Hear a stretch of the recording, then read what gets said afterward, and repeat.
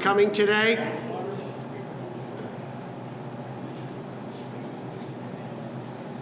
Today's author series is sponsored by the White Fund. We'd like to thank the White Fund trustees for their generosity in sponsoring today's event. We want to note that our Irish Heritage Month events are partially funded by the Lawrence Cultural Council. We'd like to thank you for your support. Our sincere thanks to the Lawrence Heritage State Park for hosting our exhibit, the Reverend James T. O'Reilly, OSA, and his contributions to Lawrence and beyond, and to Lawrence Community Access Television for videotaping today's lecture as well. We're hopeful that you will attend many of our upcoming lectures and events during Irish Heritage Month as we celebrate a great city in Irish culture at its best. It's now my pleasure to introduce to you Jay Dowd of the White Fund, who will introduce our speaker.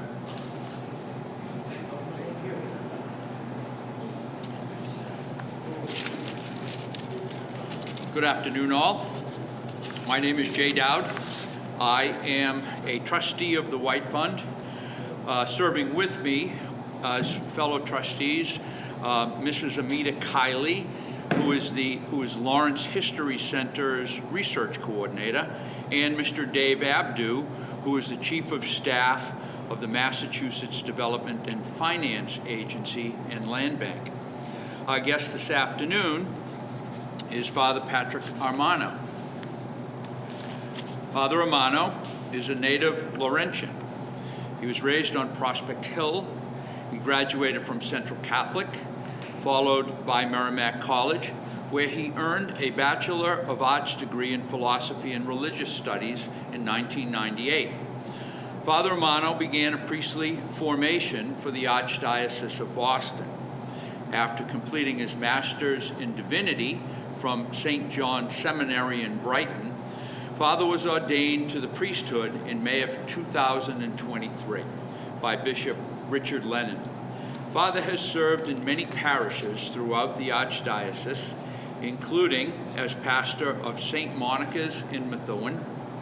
Currently, he is chaplain of the Congregation of St. Athanasius in Reading, a chaplaincy that celebrates the Anglican use Mass of within the Roman Catholic Church. He has also served as a hospital chaplain at Holy Family in Methuen during the COVID-19 pandemic. Father's full-time job is as a theology, Latin, and psychology teacher at Austin Prep in Reading, where he and I were colleagues at one time. More recently, he also completed 2 doctoral degrees, one in ministry and another in education and organizational leadership. Father is also licensed by the Commonwealth of Massachusetts as a mental health counselor, and he maintains a part-time private practice. Additionally, he is the founder of the Knights of Columbus Council 14725 in Methuen, is the past state chaplain of the Mass State Board of the Men's and Ladies' Ancient Order of Hibernians, and is a priest commander within the Equestrian Order of the Holy Sepulchre of Jerusalem. We welcome him to the White Fund Lecture Series and to the Hibernians Irish Heritage Month. Judge Daniel Appleton White established these lectures in 1852, quote, with the special design to enlighten the mind and elevate the character of the young of both sexes. Over the years, Laurentians have listened to the likes of Ralph Waldo Emerson, Oliver Wendell Holmes, Robert Frost, and Julia Alvarez.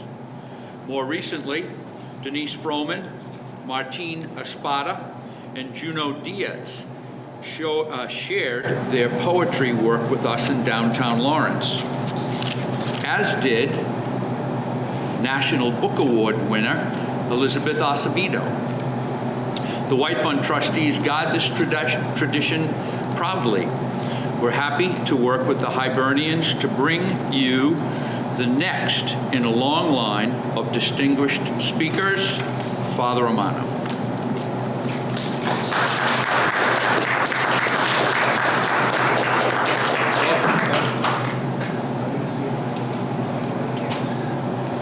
I didn't provide Jay with any of that information, although I can pretty much assume who did give him all of that information. For me, my best identity, obviously, is a Catholic and a Christian, and then after that, as a Laurentian. I'm like all of you, I'm so honored to be in many ways part of the many different faces of Lawrence. My parents were immigrants from Italy. They are immigrants from Italy. They came here to work in the mills in Lawrence. They worked at Greco Brothers when they first came here from Italy, and they began their family here in Lawrence. So like all of you, I'm very honored to have been born and raised in this city, and like all of you, I love this city. It's a very, very special place in my heart. So today, I have the privilege of speaking about Father James T. O'Reilly.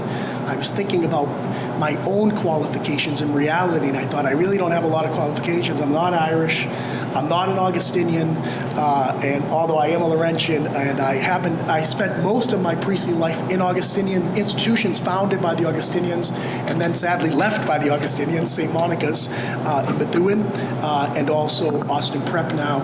I'm very grateful. I've been there. This is my 10th year at Austin Prep, and definitely the highlight of my priestly life. So today I'm honored to speak to you a little bit, as I said, about Father James T. O'Reilly. I apologize for my voice. I'm just getting over a cold. When I heard that list of speakers, I have to tell you, this talk is not anything like those kind of talks, and I am not like any of those speakers. This is just a simple talk about an amazing priest who has inspired many of us, I'm sure, from Lawrence, and also now, because I didn't know much about him, is also an inspiration for me. This picture, of course, there's various pictures that are connected to Father O'Reilly's life.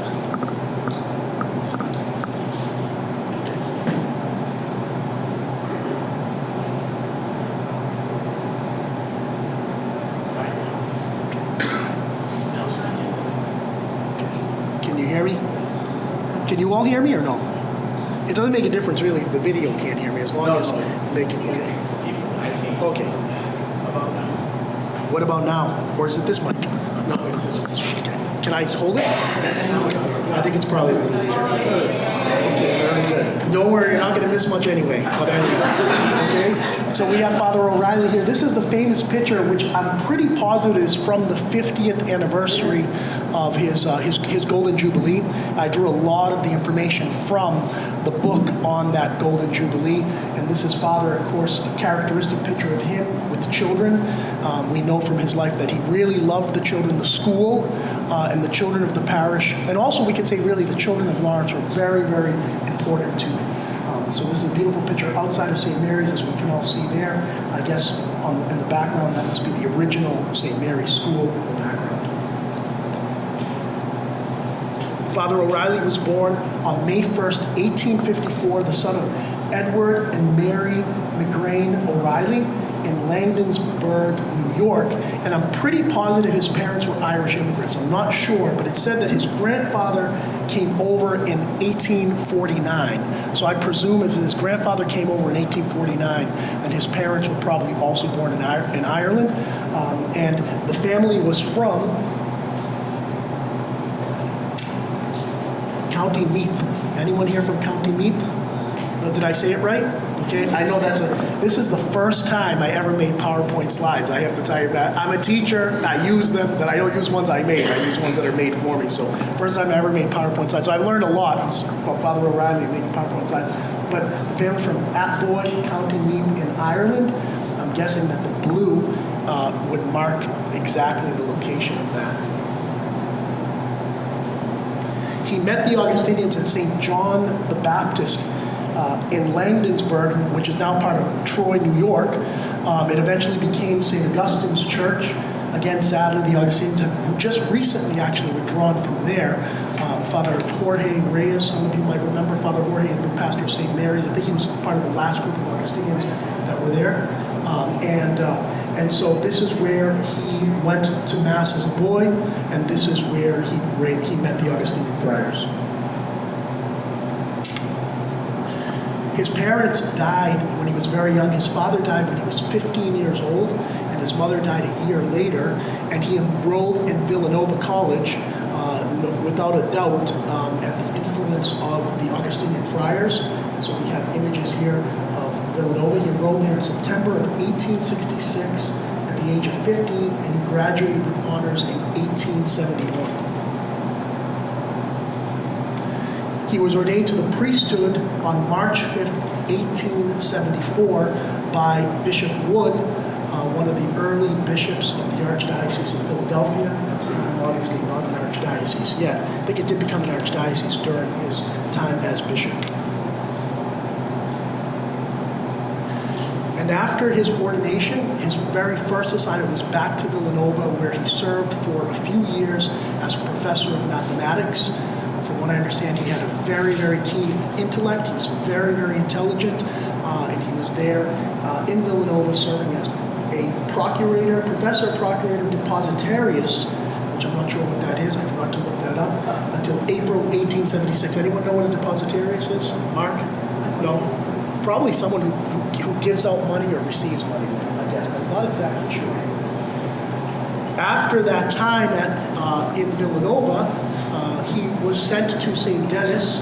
This is, I think, and I hope, a picture of St. Denis Church in Havertown, Pennsylvania, where he was pastor. And one of the characteristics of his pastorships was that he was a very, very good administrator.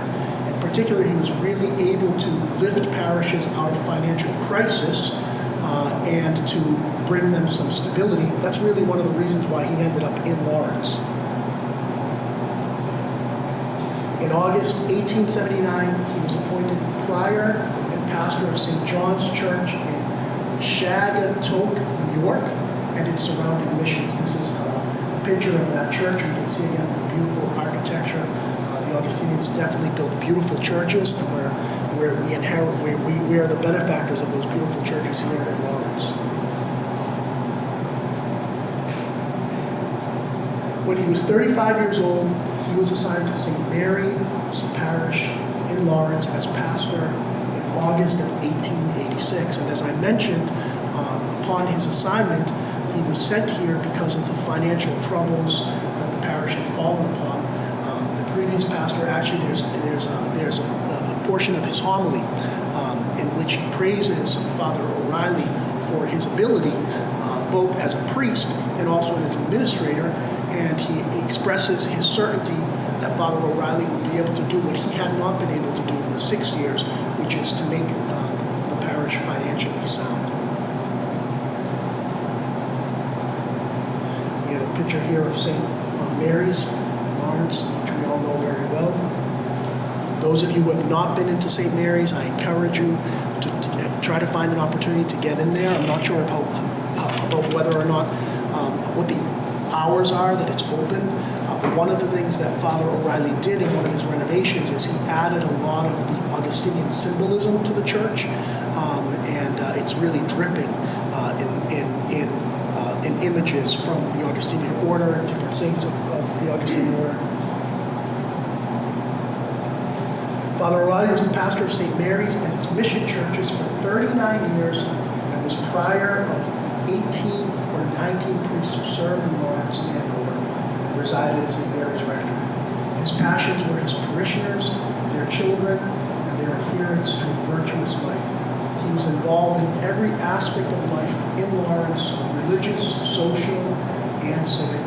He could be characterized as a builder, a starter, an organizer, a joiner, and a teacher for God and country. And that's a quote that's right out of the book for Father O'Reilly's 50th anniversary. We have the images here of St. Monica and St. Augustine here. So I included those two images there. So it's really amazing when we think about it that those of us who are from here, in some ways, even if you're not from St. Mary's, how many people here are from St. Mary's? Okay, how many are from another parish? Where are you from? From St. Michael's in North Andover. Okay, so that actually, when the Augustinians were entrusted this area, they were entrusted the area by Archbishop Williams, and it was actually in the administration of the previous pastor. It wasn't under Father O'Reilly. And what he did is he entrusted to them everything north of the Merrimack River. So everything north of the Merrimack River was entrusted to their spiritual care. And so when Father O'Reilly came here to Lawrence, not only did he inherit St. Mary's, the pastoral care of St. Mary's and the financial responsibility of St. Mary, but he also inherited all of the various missions. So those of us who have roots in other parishes, for example, I was the pastor of St. Monica's. St. Monica's, I'm not sure if the mission was started by him or not, but he certainly was responsible for it becoming a parish. Also St. Augustine's, Tower Hill, and Holy Rosary in Lawrence. And also he had a hand in many of the other parishes. For example, St. Anthony's, St. Francis, the Lithuanian Church, Holy Trinity in Lawrence, St. Joseph's. He was responsible for the establishment of all of those parishes. And in some ways, the Augustinians had the pastoral care of all of those people, which is really a beautiful diversity when we think about what the city used to be like. The different neighborhoods, the Italian neighborhood, the Irish neighborhood, the Polish neighborhood, the different groups of Middle Easterners, the French. We're not going to forget the French either, right? They had a lot of neighborhoods, though, the French, right? So there were a lot of neighborhoods. And that's one of the things that I forgot to say is that when they were given everything north of the city, that was except St. Anne's, which had already been established at the time of his arrival. So a huge responsibility, a huge burden. He was only 35 years old, which is really amazing when you think about this 35-year-old, really a young man coming here and undertaking this enormous pastoral responsibility in a time when people actually went to church, right? So it was a whole different ballgame in those days, and people really depended upon the church. We think about the different immigrant groups, and that's one thing that we know about Father Riley's life and his pastoral concern, is that his pastoral concern wasn't limited to any one group. He really, really expanded his concern for all the different groups that came into Lawrence to make sure that they were spiritually taken care of. So that was a little kind of, well, it wasn't a little, it was a very, very quick survey of his life. I did cut out some of the slides because I wasn't sure exactly how we were going to be able to do this. And this is beginning part 2 of my presentation, which is about Father O'Reilly as a spiritual father. So we'll talk a little bit about that. I have this image here of the prodigal son.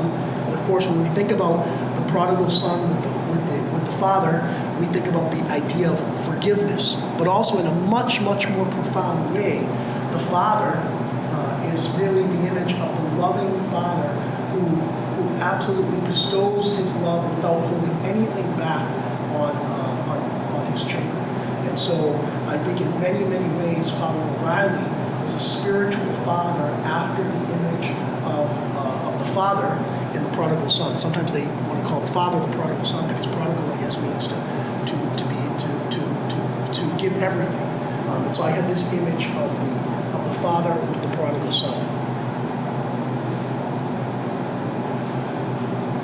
So this is what I've done here now for this part. I have some little quotes that were gathered at the time of his 50th anniversary.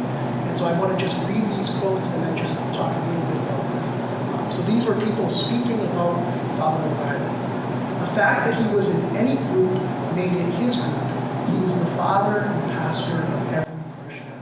I think that that's very, very important. The idea, again, of spiritual fatherhood, the idea of the priest seeing himself as the father of the parish and taking responsibility, not as if they're children, but really taking responsibility as if he has a responsibility for the parishioners. When we think about the many, many years that Father O'Reilly was here, too. Father O'Reilly was here to see and baptize and bury generations of people in the same family. And so he was really here just like a father. A father doesn't disappear from a family. A father is present to his family. And so in many, many ways, he was a spiritual father, and people understood him as a father, that he was the father and pastor of every single parishioner.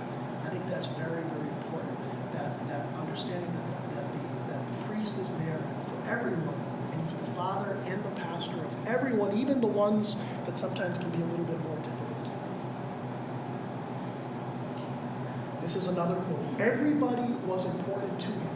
He was quiet and present, but his actions were dynamic. And I think that's very evident that everybody was important to him. So it wasn't just St. Mary's that he concerned himself with, but he concerned himself with every single other immigrant group and making certain that everybody was taken care of, both within their own church, when possible, also within their own school. The schools were very, very important, and that's another thing that sadly we've lost, is this love and this passion for Catholic education, for the purpose of what Catholic education is, which is to educate Catholic young men and women to then go into the world and influence areas of life with their Catholicism that they've been formed and shaped in. So this is another thing, that he was quiet and present, but his actions were dynamic.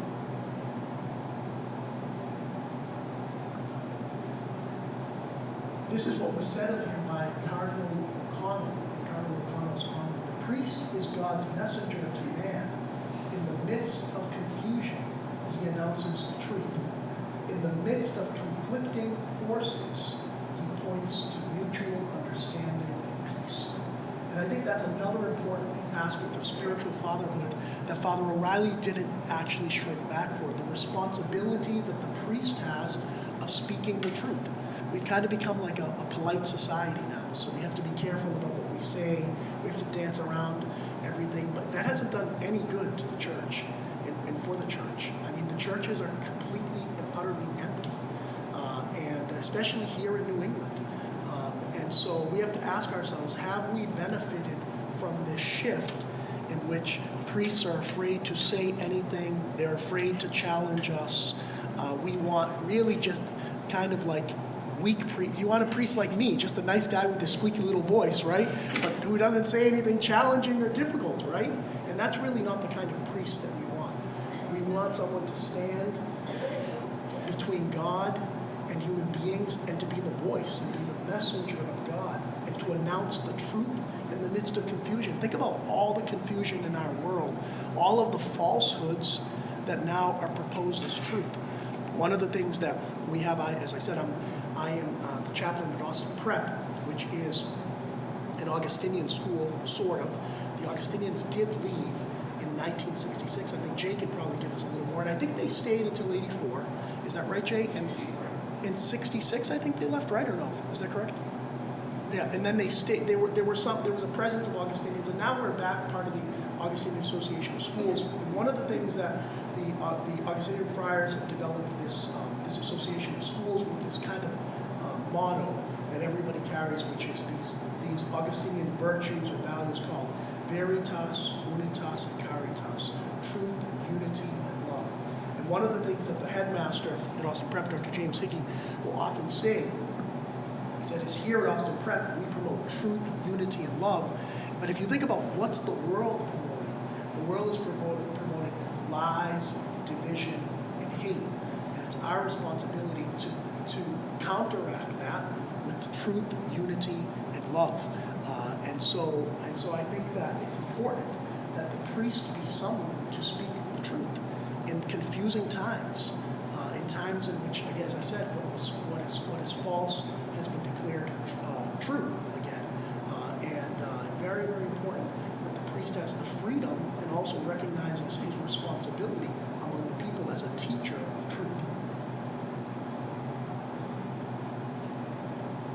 This is another quote. Father O'Reilly was known for his eloquence and fearless defense from pulpit and platform of truth and right, and a forceful enunciation of everything that savored injustice or vice in any form. Again, this continues what I said earlier. One of the things that we know that he had a particular passion for was the problem of the saloons in Lawrence. When he arrived in Lawrence, there were many, many saloons, and there was a lot of problem with drunkenness. So he immediately attacked that problem by speaking about it forcefully from the pulpit.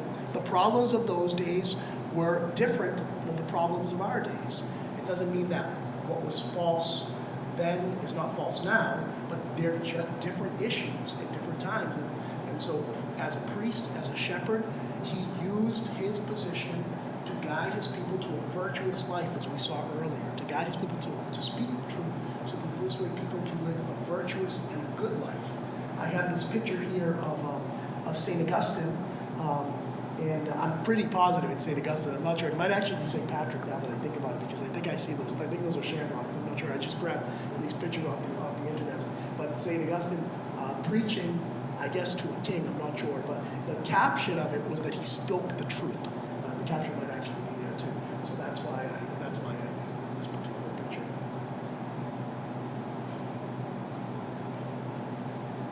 He was very much liked and very much disliked. That's very important. Some people disliked him very much because they couldn't do as they pleased. The images that I used here is our blessed Lord being chased off the cliff in his hometown. The prophet is never accepted in his hometown, even though Father O'Reilly wasn't from Lawrence. Nevertheless, he had the responsibility of being a true priest here in Lawrence. So we have that image down below, Jesus being surrounded by his townsfolk and then being driven to the edge of the cliff, as we hear in the gospel. But you know, this is very important. There's no such thing as a good leader who's moving us forward that doesn't anger people, because that's how it is. Leadership, moving forward, requires change. And most of us, including myself, don't really like change. We don't like things to be different. We don't like to be made uncomfortable. And so, but that's absolutely necessary. So if a leader is not making enemies, then probably he's not a very, very good leader. And I think that this is very important. He wasn't really here, I'm sure, to be liked. He was here to do his job. That first job was to be the pastor and the shepherd of the people. The second job, obviously, was he had to take care of the moment. At the time, he had to take care of the financial crisis that the parish was in, which he resolved in 3 years, which is amazing. So a crisis that could not be resolved, I don't really know the detail of it, but that could not be resolved in 6 years before it was resolved within 3 years. So he came here to do his job, to do his duty before God, before the church, and before the people that he served. And the duty wasn't to be liked. The duty was to do what he had to do. So I think that's very important. We have to be not afraid of being disliked.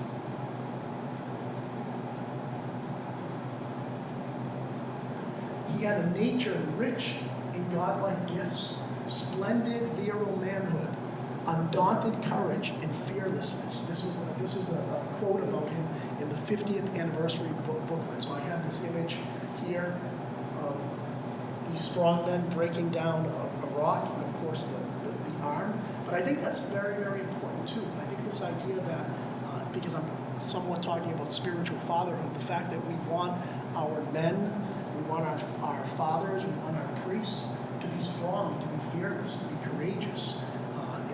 And that's what we need. We don't need priests, and we don't need spiritual leaders that conform us to the world. We need them that call us out of the world, to be in the world, but to be conformed to Christ. We think about everything that Jesus promised his disciples. What did he say? First of all, he says, if you're going to be my disciple, you must deny yourself, take up your cross and follow me. And then what does he say? He says, if the world hated me, it will hate you. This is what he promises us. He promises that we're going to be dragged before kings and before judges. So the promise of the gospel isn't that faithful discipleship is going to be easy, and it isn't that faithful discipleship is going to align us with the world. In fact, it's the opposite. And so he had a nature that was rich in godlike gifts, splendid virile manhood, undaunted courage, and fearlessness. This was from Father Bresnahan. This was the article in the Augustinian magazine. And he said, I remember him well. He was as much a part of the city Lawrence as he was of the order. He was more important than the mayor. Mayors came and went, but he continued there. I think there's a lot that we can talk about there. But that's one thing that I think is very important also, is that he came here, and he, in many, many ways, he wasn't just here for the Catholics, he was here for everybody. And he understood that in some ways he was probably the pastor of everybody. You know, in Catholic theology, that's really what we believe, that the pastor, the parish priest, is actually the pastor of everybody in his territory, not just the Catholics.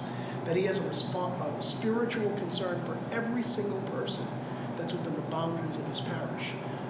And so when we think about that, Father O'Reilly really did act like that. He was more important than the mayor. And then the other thing is, he was always there. I think that's important too. You know, when we think about that, we think about, sometimes I don't want to make a criticism of how things operate in the church these days, but priests come and go, they disappear, right?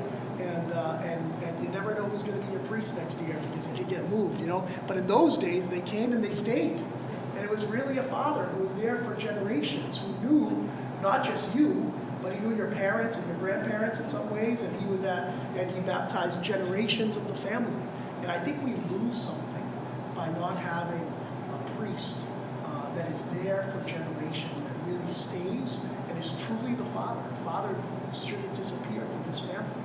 The father is someone who's present, and even when he becomes old and he can't do the work. One of the things that I have here is, like, of course, an image of our city over there with the two pictures. But here, this is a picture from the strikes, I think.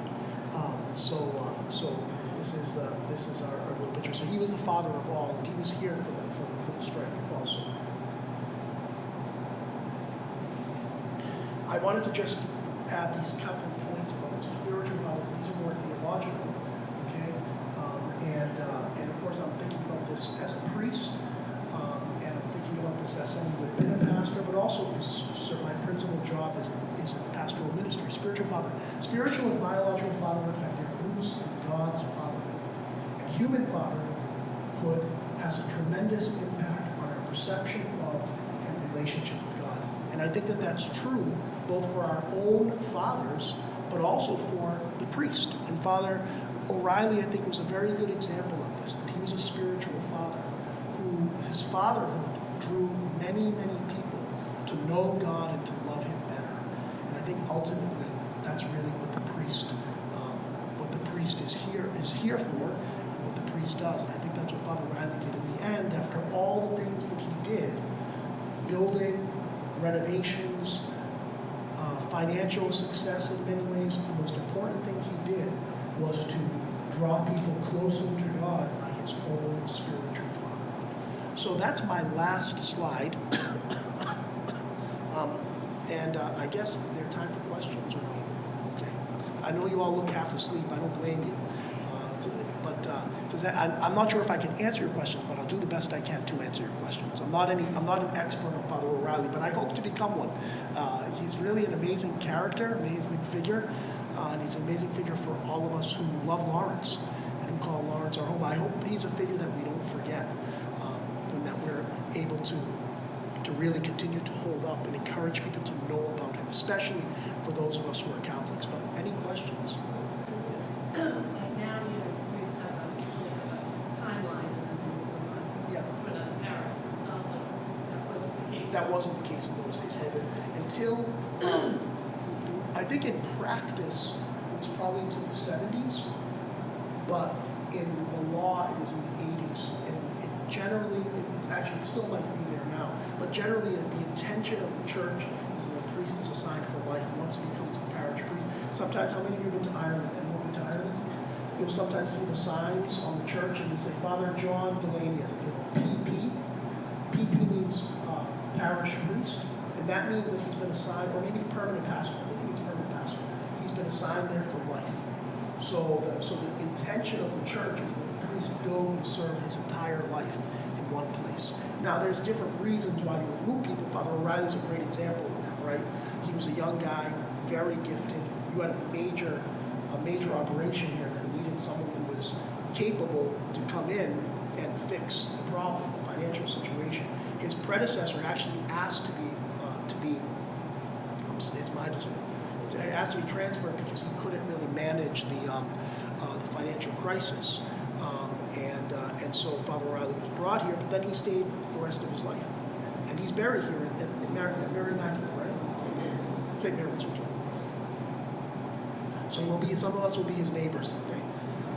What any other questions? When did he come here and what caused the financial crisis? That, I should have done more research into that point. I really don't know what caused the financial crisis. My guess is that it was probably the building of the church, because I don't think it was quite complete. Does anybody know? Mark will probably know. Mark, do you know? Right. Most of the crises at that time, similar to what happened at Holy Rosary, it did have to do with the completion of the church. Okay. And also changing a mindset with the responsibility to care for churches in the United States with people and not the state. Okay. Well, very good. So I knew Mark could help us out. Mark should have given the presentation. He did a great job, let me tell you. What else? Any other questions? Yeah, go ahead. In your research, did you come across the God and Country parade? Yes, I did. And copying that. I had some of that in there originally, but I did cut it out. Perfect. And the other part of that, which I think his reputation during the strike. So I wanted to get your, he was controversial, right? So I want to get your sense as to the controversy and how you feel it was just or unjust, or how do you side on that? Well- And then on the other side Yeah. with the. So the only thing that I came up with on that, I mean, I did see that. The only thing that I came up with that is that there was, in the Augustinian magazine, it made reference to the fact that there was some controversy that he had not taken the correct side in the strike. I didn't do too much more than that. I just knew that there was some controversy about that. So that's really all I know about that. So do you know anything more about that you could help us? Not that much more, except that he was a lightning-rod figure back in the day, because the allegations, and I didn't mean to steer from the bank on help me out, but the allegation was that he was siding maybe with the mill owners. I think that's the controversy. Okay. And then and so it was anti-strike. Yeah. Was the perception, right? Even though back in the day he was helping people out Yeah. in the pulpit and helping people out in his parish. And then, of course, they had the strike. There was a counter strike, if you will, Yeah. for the lot of country, which is the tension that's there. So I just. No, so we can ask you, Mark. Yeah. I think this is what the controversy had to do with, the church has always had the preferential option for the poor, taking care of the least favored and so on and so forth. During this time, this was the beginnings of communism in the world. And Yeah. the Bolshevik Revolution happened in late 1917, 1918 period. 1912 was the same situation. We were horrible conditions in the mills, child labor, so on and so forth. And O'Reilly, very much, what was the Rerum Novarum? encyclical? Rerum Novarum. Rerum Novarum. Yeah. Maybe you can speak about Rerum Novarum. Well, Speaks to the place of capitalism and how there's a balance between the rights Yeah, exactly. of capitalism and the rights of Well, the only thing that I can say, because again, I didn't pay too much attention because I took kind of a different shift in terms of his pastoral care for the people, although I should have done more on that. The only thing that I can say about that is that from the Augustinian article, which this is not a very educated response, but from the Augustinian article, meaning the article in the Augustinian magazine, it made reference to Rerum Novarum and the fact that he had taken that into consideration in the actions that he took during the strike in Lawrence. So whatever he did, he was actually faithful to the church's teaching. Well, I can't remember. I don't really remember too much about Rerum Novarum. It's been a long time since I actually read it or looked at it. Rerum Novarum is the encyclical of Pope Leo XIII on the question of workers and workers' rights. Because of course, this is the Industrial Revolution. There's all these new modes of working are developing, and there's the question of people being mistreated and abused. And so the church has to respond to new moral circumstances that present themselves. It has to respond always, of course, according to what is true, right? According to the gospel. And so Rerum Novarum is the church's response to the encyclical on that kind of workers' rights and unions and all of that. Yes? Just to build on that, I was doing a little research. I didn't know, I had a country thing, but it said, they said that his most famous accolade was the organizing the God and Country Parade in May of 1912. The parade was a direct response to radical atheistic tendencies in the IWW, but the end of the strike held a victory parade, included which a banner was read that said, "No God, no Master." This enraged Father O'Reilly and led him to organize the parade involving over 100,000 people that believed in Delta Mark under the reference of the 1912 strike. What is reference? Oh, that's great. That's awesome. That's very helpful. Thank you. I think if you go through the exhibit, part of it is mentioned about 1912 and so forth. In fact, the night before the great strike began, Father O'Reilly left town to go down to Florida. And he was told about, for 2 or 3 weeks later, when things were not getting bad because it was getting worse. The governor of Massachusetts at that time, I forget who it was, appealed to Cardinal O'Connor to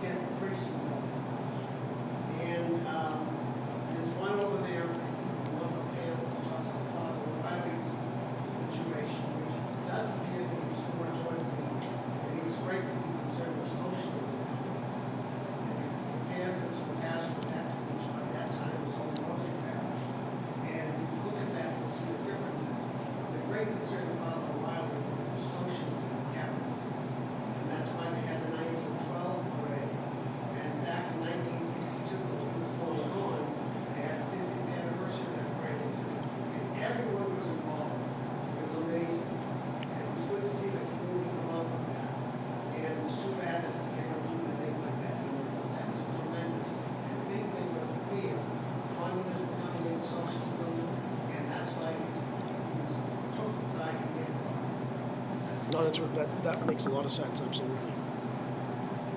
A lot of working parts. A lot of working parts and a very complex person, a very complex time, as all our times are complex, right? But yeah, very good. At that time, just the year before, that children were sent from Lawrence down to here before Congress. There were children who worked in the mills. And that's when they were trying to change laws on child labor. That was in 1911. So it's in that era when Lawrence and Cousins, many mills and the children working. That's why people were very concerned about what was going on. Just a year before the strike. Great. You talk about a book, uses a source material. Yeah, the book was actually given to me by Jack Leahy. There aren't many in print, but it's the book for his 50th Jubilee, his Golden Jubilee of ordination. There's a big celebration here in Lawrence for his Golden Jubilee, and so there are a few though, right? Are there any available in the library? Does anybody know? The library has some. Okay. Okay. Do they have one in the Irish collection? What about Merrimack? Do they have one in the library? I'm not sure. They might. It's possible. I think they were referring somewhere. Yeah. Yeah. It doesn't, one of the panels mentioned, okay, the person we heard it was Walter, Kathleen Walter, as well. Great. Did he finish his priesthood here? Yes, he did. He's buried here at St. Mary's. Yeah.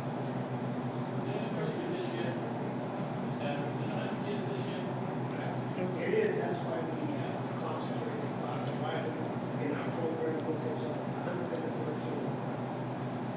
We usually have a mass every 10 years, we have the 90th anniversary, so there'll be a mass in the fall. Great. So that would have been up a year after his 50th anniversary that he passed. Right after. Wow, right after. Okay. Wow. Very good. Okay, everyone. Well, thank you very much. Thank you.